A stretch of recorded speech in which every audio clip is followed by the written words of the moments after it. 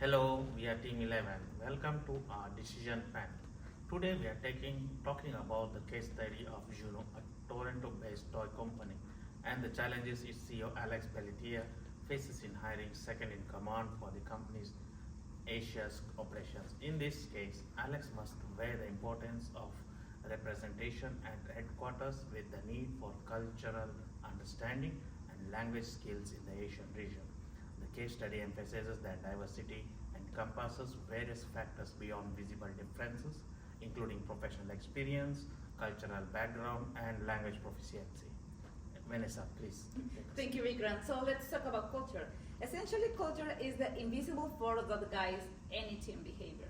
It is like the operating system of any organization, which determines how team members interact, how they solve problems, and how they approach challenges. I've personally seen how culture can make or break a team's ability to innovate or collaborate. Let's start with our first question. So, how does culture impact the performance of a team? Culture is fundamental to any team performance. If we think of a DNA of any organization, we can identify several key ways that culture directly influences teams' outcomes. So let's take a look at it from communication and conflict resolution perspective. Dennis, do you want to talk Yes, more? I'll talk about communication culture. So, a psychologically safe environment which has a good communication culture encourages open dialogue, and it makes team members feel comfortable and safe to share their ideas with the rest of the team members. It leads to more open, more creative, and adaptive team environments and helps for more innovative problem solving. In my experience, the communication culture in a team is usually set out in its norms, and this happens during the group formation stage. A good leader should encourage the communication and participation of all members. Camilla, can you take us through conflict culture? Of course, thank you, Dennis. For conflict resolution, different cultures have a unique approach to handle disagreement. Resolving conflicts effectively requires an understanding of the diverse way different cultures approach disagreement. Each cultural context brings unique perspectives and methods to conflict resolutions, shaped by values, traditions, and communication styles. Some cultures promote direct confrontation. For example, addressing problems head-on is often seen as a sign of respect and commitment to finding a solution. Others prefer harmony and indirect communications.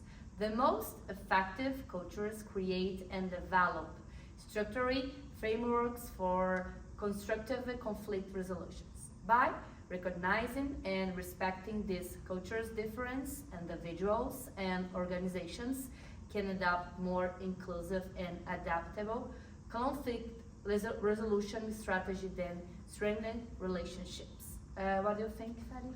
All right, I appreciate you, Kamala. So, what brings us to our second question? What can a team leader do to work with culture? It's about intentional, strategic culture management. Leaders are not just managing tasks, they are developing the environment. And to break that down, the key actions or strategies for that, let's start with the culture intelligence. Develop deep understanding of your team's diverse cultural backgrounds. Invest time in learning about different communication and working styles. And finally, create opportunities for culture exchange and mutual understanding. From my own experience, I have met and worked with different type of people with different backgrounds, and I will pass it to Shen if he has anything else to add. Thank you, Fadi. When an atmosphere of mutual appreciation of each other's culture is created within a team, and when common goals are firmly recognized in such an environment, a strong, positive team is created.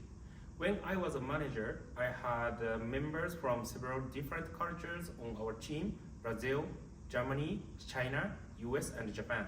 So we regularly had lunch or dinner together and actively discussed our values and cultures. Talking over our meal took members' work conscious way and allow everyone to appreciate each other's culture. This worked well, and after starting such activities, we became a team that was able to achieve its goal. Dennis, could you please add other aspect?